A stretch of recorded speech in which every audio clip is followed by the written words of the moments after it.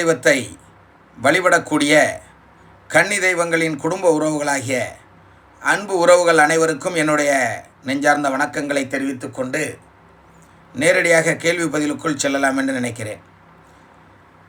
அன்பானவர்களே, இங்கே பதிவு செய்யக்கூடிய ஒவ்வொரு கேள்விகளும் ஒவ்வொரு விடைகளும் உங்கள் அனைவருக்குமே தேவையான ஒன்று.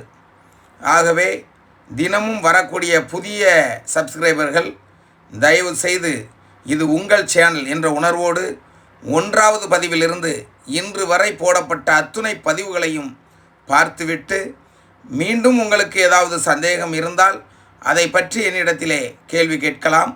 அந்த கேள்விகளுக்கு உங்களுக்கு நிச்சயமாக பதிலளிக்கப்படும். அன்பானவர்களே, ஏதோ கன்னி தெய்வம் ஏதோ ஒரு சேனல் என்ற உணர்வோடு பார்த்துவிட்டு கவனிக்காமல் சென்று விடாதீர்கள், கடந்து சென்று விடாதீர்கள்.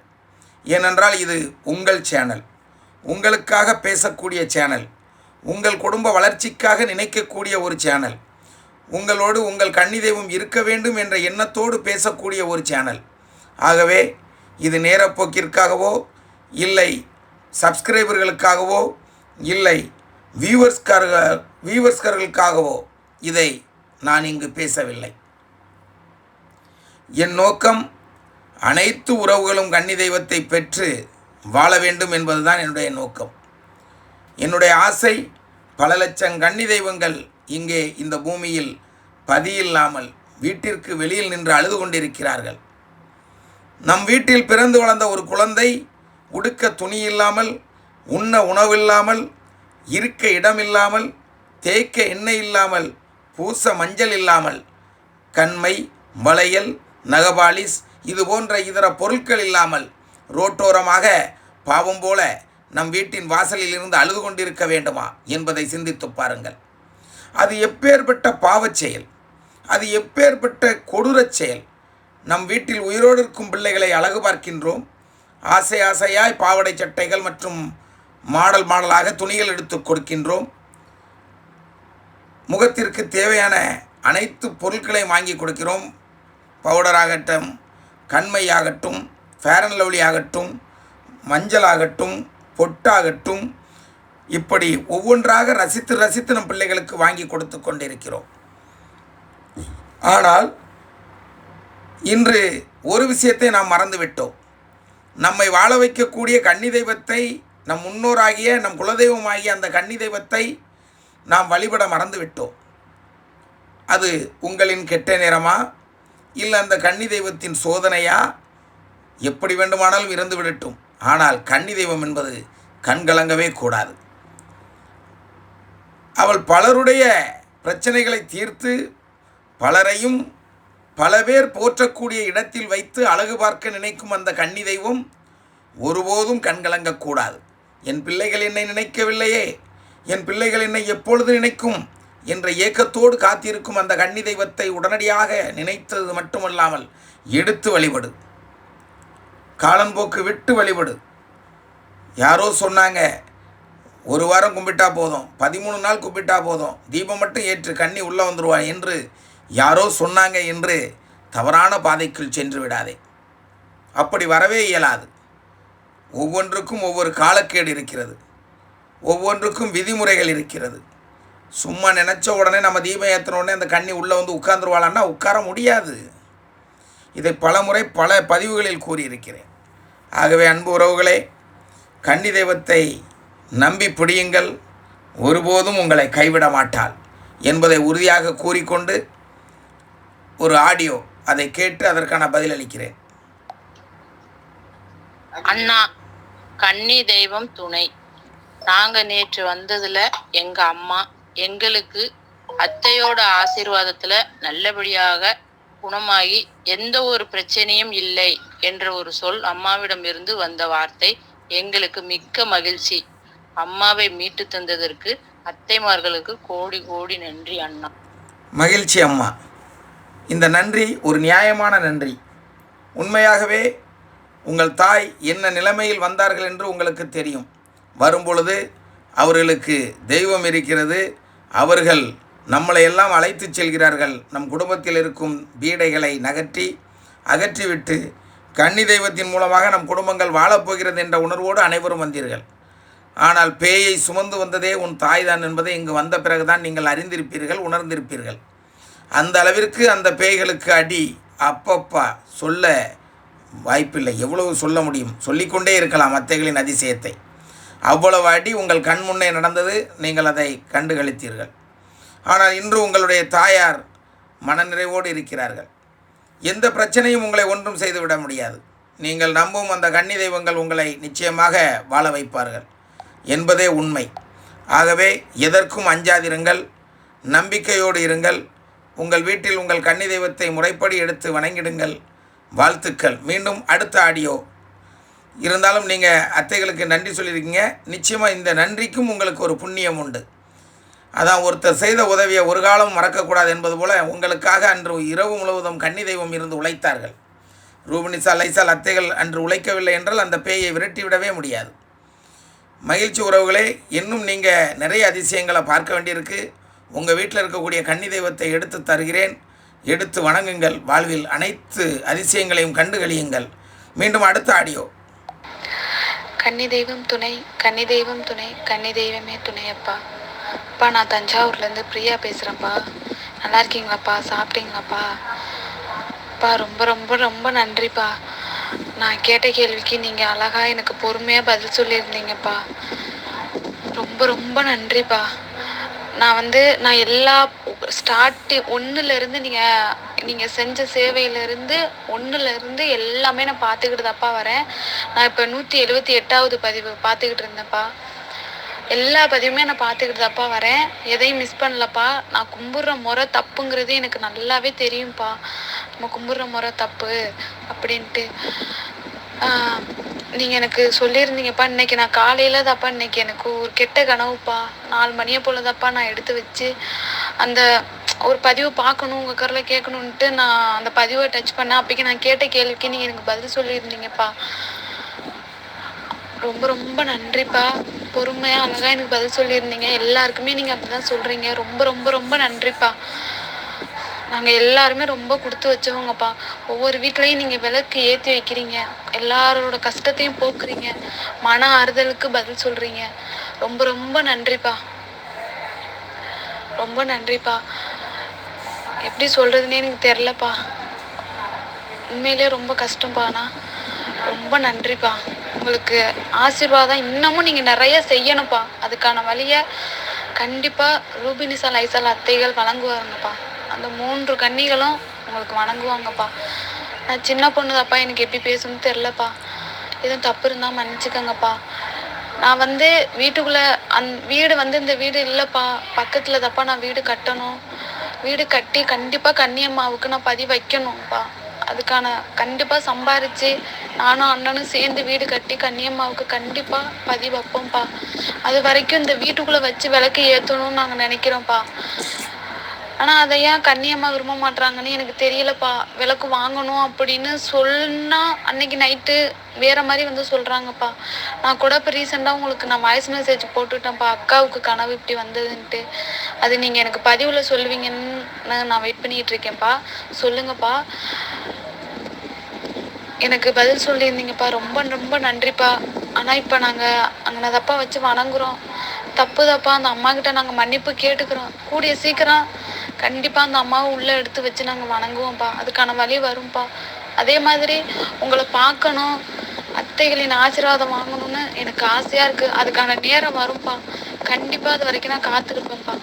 கண்டிப்பாக உங்களோட ஆசீர்வாதத்தை நான் பெற்றுக்கொள்வேன்ப்பா.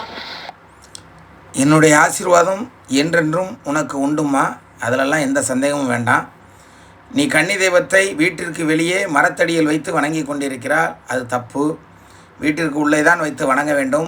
நீ ஏதோ வாய்ஸ் ரெக்கார்டு அனுப்பியிருந்தேன்னு சொன்னாமா, அதை நான் கவனிக்கலைன்னா திரும்பவும் அதே வாய்ஸ் ரெக்கார்டை எனக்கு திரும்பவும் அனுப்பிவிடு. அதை பார்த்து விட்டு நான் பதிலளிக்கிறேன். ஆனால் ஒரு 2 நாள் பொறுமையாரு. வரலன்னா நான் அதுக்கு பதில் தரலை அப்படின்னா நீ திரும்ப எனக்கு அனுப்புமா. ஏனென்றால் நிறையவர்கள் அனுப்பியதே திரும்ப அனுப்பியிருந்தாங்க. அப்புறம் நான் சொன்ன பதிலே திரும்பவும் சொல்லிகிட்டு இருக்கிறேன். மற்றபடி உனக்கு எந்த குறையும் இல்லாமல் அனைத்தையும் நிறைவாக நடத்தி தருவாள் கன்னி தெய்வம் என்று கூறிக்கொண்டு அடுத்ததொரு வாய்ஸ் ரெக்கார்டை கேட்போம். அதற்கு முன்பாக நீ கலங்காத, நிச்சயமாக புது வீடு கட்ட முடியும், நிச்சயமாக அங்கே கன்னி தெய்வத்தை எடுக்க முடியும், நம்பு. அனைத்தும் சிறப்பாக மிக விரைவில் நடைபெறும். மகிழ்ச்சி. அடுத்த ஆடியோ. இனிமே வணங்கும் தெய்வமும் பார்த்தா கன்னியம்மா மட்டும்தான்ப்பா. எங்கெங்கேயோ போய் நாங்கள் விளக்கு போட்டோம். கன்னியம்மாவுக்கு ஒரு விளக்கு நாங்கள் ஏற்றிருந்தோம்னா கண்டிப்பாக எங்கள் வாழ்க்கை மாறி இருந்திருக்கும்ப்பா. எங்கள் அப்பாவும் நல்லா இருந்திருப்பாருப்பா. ஏதோ கெட்ட நேரம்ப்பா. ஆனால் இனிமேல் என்னைக்கு நாங்கள் கைவிட மாட்டோம்ப்பா. இனிமேல் வணங்கும்னு நினச்சா கன்னியம்மா மட்டும்தான்ப்பா. பெரிய கோவிலுக்கு போகணுன்னு நினச்சா அது ரூபினிசா லைசால் இருக்கிற இல்லைந்தான்ப்பா. பெரிய பெரிய கோவிலுக்கு போகணுன்னு நினச்சா அது அந்த ஒரு இடம் மட்டும்தான்ப்பா. ரொம்ப நன்றிப்பா. நீங்கள் கிடைச்சதே எங்களுக்கு ரொம்ப நன்றிப்பா. ஒரு விலை மதிக்க முடியாத பொக்கிசந்தாப்பா நீங்கள். உண்மைக்குமேப்பா. ஒரு அண்ணன் ஒரு பதிவில் சொல்லியிருப்பாங்க, உங்கள் காலை தொட்டு பார்க்கணும்னு. அதே ஆசைதாப்பா. உங்கள் காலில் விழுந்து ஆசீர்வாதம் வாங்கணும்ப்பா. அதான்ப்பா. மிகப்பெரிய வார்த்தைகள். நிச்சயமாக உன்னுடைய ஆசைகள் எல்லாம் நிறைவேறும் அம்மா. கலங்காதே, கவலைப்படாதே. கன்னி இருக்க பயமேன், கன்னி தெய்வத்தின் துணை இருக்க பயமேன். கன்னி தெய்வமே துணை என்று 3 முறை கூறு. முக்காலும் சத்தியம். எக்காலமும் உன்னை அவள் கைவிட மாட்டாள். எங்கிருந்தும் அலறி அடித்து கொண்டு ஓடி வருவாள், என் பிள்ளை என்னை தேடுகிறாளே என்று. அசந்து விடாதே. ஆண்டவன் நம்மை படைத்தது வாழ வைப்பதற்காக, வாழ்வதற்காக. அந்த வாழ வைப்பதற்காக என்ற இடத்தில் நம்மோடு இருந்து நம் கன்னி தெய்வம் நம்மை வாழ வைத்து கொண்டிருக்கிறது. எப்பேற்பட்ட பிரச்சனைகள் இருந்தாலும் ஒரு கன்னி தெய்வத்தை முறையாக வீட்டிற்குள் எடுத்திருந்தால் அந்த பிரச்சனையெல்லாம் பஞ்சாக பறந்துவிடும். அதெல்லாம் ஒரு பிரச்சனையாகவே பிறகு நமக்கு தெரியாது. நினைத்து பார்க்கச்சில இதெல்லாம் இவ்வளோ சாதாரணமான விஷயந்தானா, இதுக்கா இவ்வளோ கஷ்டப்பட்டோம் அப்படின்னு நினைக்கிற அளவுக்கு இருக்கும். ஒரு காலத்தில் பேய்களை கண்டு நானும் வேதனைப்பட்டதுண்டு. ஒரு காலத்தில் பில்லி சூனிய ஏவல்களை கண்டு நானும் அச்சப்பட்டதுண்டு. என் குடும்பத்தை அழித்தது ஏவல். என் குடும்பத்திற்கு யாரோ ஒருவர் வைத்து சென்று விட்டார், பின்பு என் குடும்பத்தை படாத பாடுபடுத்தி விட்டது என்று லைசாலத்தையை நம்பி வணங்கினோமோ அன்றிலிருந்து எங்களுக்கு நல்ல காலம் பிறந்தது. அவர்கள் வந்துதான் கூறினார்கள், இன்னும் மிகப்பெரிய வலிமை வாய்ந்த ஒரு அத்தை உங்களுக்கு இருக்கிறார்கள், அவர்களுடைய பெயர் ரூபினிஷா, நம்மளுடைய முன்னோர். அவர்களையும் நினைத்து வணங்கு மகனே, அவர்களையும் உள்ளே எடுத்து வணங்கு, உன் வாழ்வில் எல்லா வளமும் உனக்கு கிடைக்கும் என்றார்கள். இன்று இந்த அளவிற்கு நான் பேசுகிறேன் என்றால் இதுவே ஆச்சரியம்தான். ஏனென்றால் அப்பேற்பட்ட அறிவாளியும் கிடையாது, படிப்பாளியும் கிடையாது. ஆனால் இன்று நான் ஒரு படைப்பாளியாக உட்கார்ந்திருக்கிறேன். கன்னி தெய்வம் என்ற ஒரு இறைவன் கொடுத்த ஒரு தெய்வத்தை இன்று நான் உலகம் முழுக்க எடுத்து சென்று கொண்டிருக்கும் ஒரு படைப்பாளியாகவும், ஒரு ஆசிரியனாகவும், ஒரு குருவாகவும், ஒரு தந்தையாகவும், ஒரு சகோதரனாகவும், ஒரு சாமியாகவும் இப்படி சொல்லிக்கொண்டே இருக்கலாம். அத்தனை பட்டம் எனக்கு மக்கள் தந்திருக்கிறார்கள். நிச்சயமாக ஒரு காலம் இல்லை என்றாலும் ஒரு காலம் இந்த கன்னி தெய்வங்கள் என் பெயரையும் இந்த உலகில் சொல்லும் என்ற நம்பிக்கை எனக்கு உண்டு. எத்தனை ஆண்டுகளானாலும் நான் வாழப்போவது எத்தனை நாட்கள் என்று எனக்கு தெரியாது, எத்தனை வருடம் என்றும் எனக்கு தெரியாது. ஆனால் என் பெயர் இங்கே ஒலித்து கொண்டிருக்கும் என்பதில் எந்தவித சந்தேகமும் எனக்கு இல்லை. ஏனென்றால் ஒவ்வொரு வீட்டிற்கும் கன்னி தெய்வத்தை எடுத்து வழிபட வழிகாட்டியாக இருந்து கொண்டிருக்கிறேன். நிச்சயமாக அத்துணை கன்னி தெய்வங்களும் ஒரு நாள் என் பெயரை இங்கே குறிப்பிடும். ஒரு நாள் இந்த உலகம் திரும்பி பார்க்கும். அன்று இந்த பெயர் லைசால் எட்வர்ட் என்ற பெயர் இருக்கும் என்பது எனக்கு தெரியும். ஏனென்றால் ஒன்றல்ல, இரண்டல்ல, 100 அல்ல, 1000 அல்ல, பல ஆயிரம், பல லட்சத்தை எடுத்து கொடுக்கும் சக்தியை கன்னி தெய்வம் எனக்கு தருவார்கள் என்ற நம்பிக்கை இருக்கிறது. 100% வெற்றி உறுதி. காலம் திரும்பி பார்க்கும் நேரம் வந்து கொண்டிருக்கிறது. கன்னியின் கையில் நாம், தெய்வத்தின் கையில் நாம் என்பதை உணர்ந்து வாழக்கூடிய காலம் வந்துவிட்டது. மகளே, வருந்தாதே. நீ நினைப்பது போன்று ரூபினிசா லைசால் அத்தைகளின் இல்லத்திற்கு நீ என்று வேண்டுமானால் வந்து வணங்கலாம், அந்த ஆசீர்வாதத்தை பெற்றுக்கொள்ளலாம். ஆனாலும் கூட உன் வீட்டில் இருக்கக்கூடிய கன்னி தெய்வத்தை முதலில் எடுத்து வணங்க வேண்டும். அதுதான் நீதி. உங்களை எல்லாம் என் இல்லத்திற்கு வர வைக்க வேண்டும் என்பது என்னுடைய நோக்கம் அல்ல. உங்களை எல்லாம் உங்களுடைய இல்லத்தில் இருந்து உங்களுடைய கன்னி தெய்வத்தை வழிபட வைக்க வேண்டும் என்பதே என்னுடைய நோக்கம். அன்பு பிள்ளைகளை, எதை செய்தாலும் ஒரு முறைக்கு பல முறை சிந்தித்து யோசித்து செய்யுங்கள். தோல்வி என்பது நம்மை சாய்க்க வரும். ஆனால் நாம் சாயும் ஜென்மம் அல்ல, நாம் சாய்ப்பதையெல்லாம் நிமிர்த்தி நிற்கக்கூடிய ஜென்மங்கள். ஆகவே இந்த ஜென்மத்தில் நாம் பிறந்திருக்கிறோம் என்றால், நம் கன்னி தெய்வம் நமக்கு துணையாக இருக்கிறது என்றால் நாம் வெற்றியடைய வேண்டும். வாழ்வில் அனைத்து செல்வங்களையும் நான் பெற்றிருக்க வேண்டும். கன்னி தெய்வத்தை நம்பும் பிள்ளைகள் எங்கும் எதிலும் எவரிடமும் மண்டியிடக்கூடாது. வெற்றி மீது வெற்றிகளை பெற்று வாழ வேண்டும் என்பது என்னுடைய விருப்பம். நிச்சயமாக கன்னி தெய்வத்தை நம்பிய பிள்ளைகள் அனைவரும் வெற்றி மீது வெற்றியை பெறுவார்கள் என்று கூறிக்கொண்டு மீண்டும் அடுத்த ஆடியோவை கேட்போம். அப்பா மன்னிக்கவும்ப்பா, ஒரு சின்ன இதுப்பா.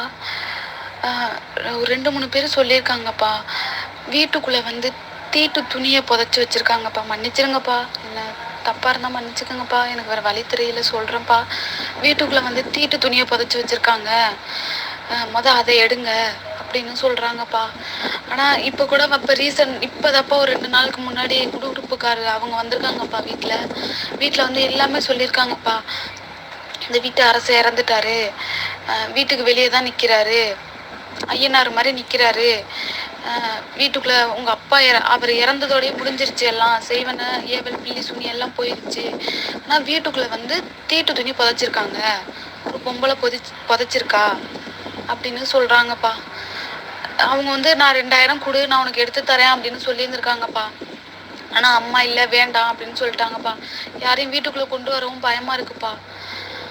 அந்த அதனாலயா எதுவும் உள்ள கொண்டு போக முடியலையா என்னன்னு தெரியலப்பா. நான் மன்னிச்சிருங்கப்பா.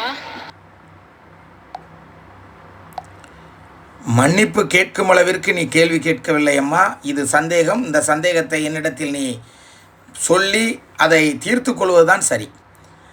தீட்டு துணியாக இருக்கட்டும், துஷ்ட ஆவிகளாக இருக்கட்டும், எதுவாக இருக்கட்டும், எக்காரணத்தை கொண்டும் உடுகுடுப்புக்காரனையோ இல்லை மாந்திரிக சக்தி படைத்தவர்களையோ உள்ளே விட்டுவிட வேண்டாம்.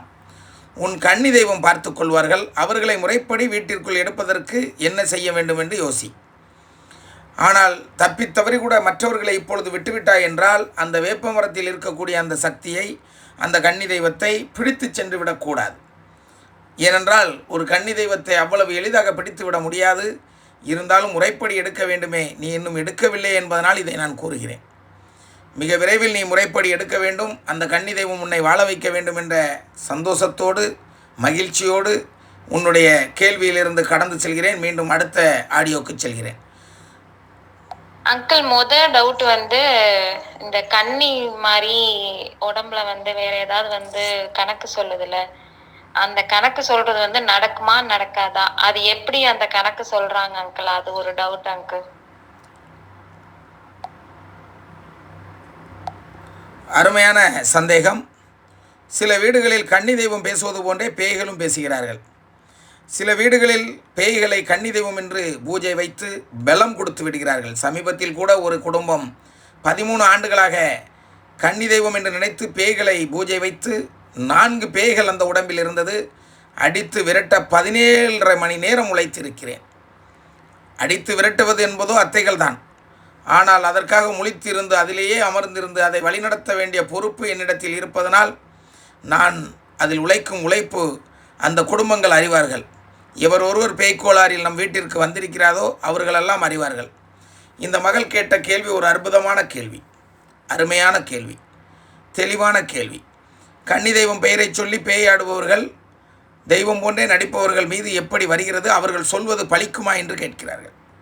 நிச்சயமாக பலிக்கும். பேய்களுக்கும் நாளைக்கு என்ன நடக்கும் என்று தெரியும். ஆனால் அறிவுதான் கம்மி. பழித்தால் மட்டும்தானே நீங்கள் வணங்குவீர்கள். அதனாலவே அது பழிக்கிற மாதிரியே எல்லாத்தையும் சொல்லும். அதுவே உருவாக்கும், அள்ளி அள்ளி தரும், மொத்தமாக அடித்து அப்பிட்டு போயிடும். ஆனால் தெய்வங்கள் அப்படி அல்ல. சொல்வது பழிக்கும்.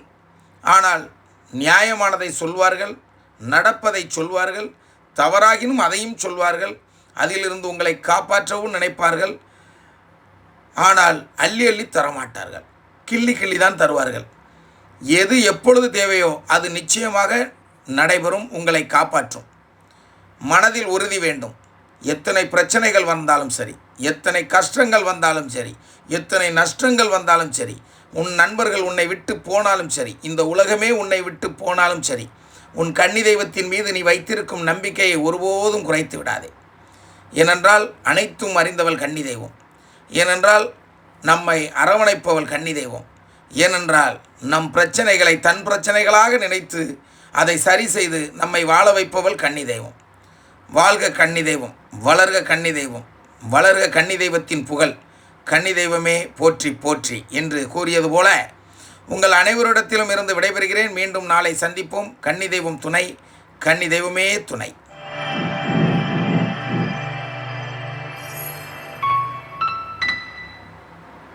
கன்னி தெய்வம் துணை.